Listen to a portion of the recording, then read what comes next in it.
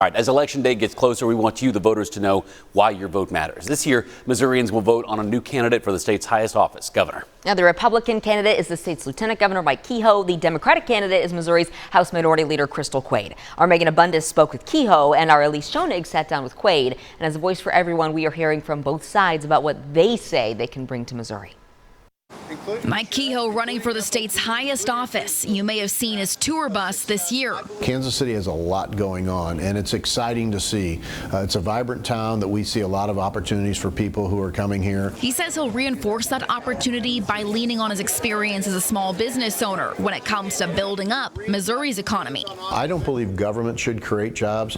I believe government should create a platform or an environment where businesses can grow and expand. And if they do that, that creates opportunities for Missourians. I think you need somebody at the top of the office, and hopefully that will be me, that understands what it's like to create jobs. While he sees the current economic issues stemming from issues in Washington, on a state and local level, he wants the state-controlled Kansas City Police Department to remain. I'm a big fan of that model. It needs to stay that way.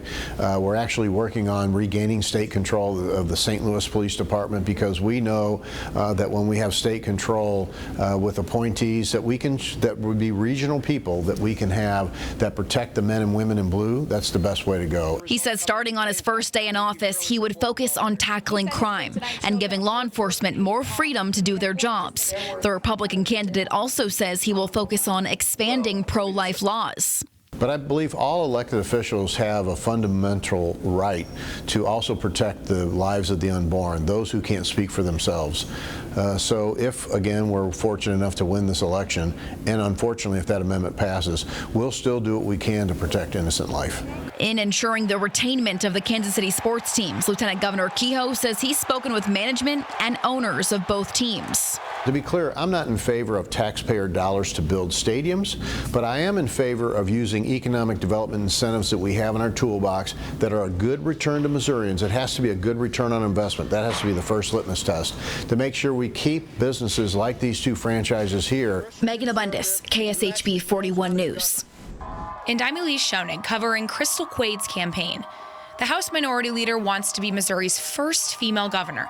One of her top priorities is central to many women: abortion rights. This is a deeply personal one. You know, I am a mom. I know what it's like to go through traumatic childbirth, and I am a survivor of abuse myself. It's why she wants voters to read and understand the language of the abortion issue. Amendment 3 on the ballot. It gets politicians out of our doctor's offices. It allows women to have not only access to abortion care, but protects things like IVF and birth control. As for public safety, with Kansas City being the only major city in the country that doesn't control its police department, Quade wants to restore local control of police and tighten gun restrictions. The number one thing that we're hearing about is juveniles having access to weapons, and law enforcement getting involved, obtaining that weapon from them, and having to turn around and hand it right back to mom and dad because of the way that our laws are currently set. Much of her campaign is also centered on education and jobs.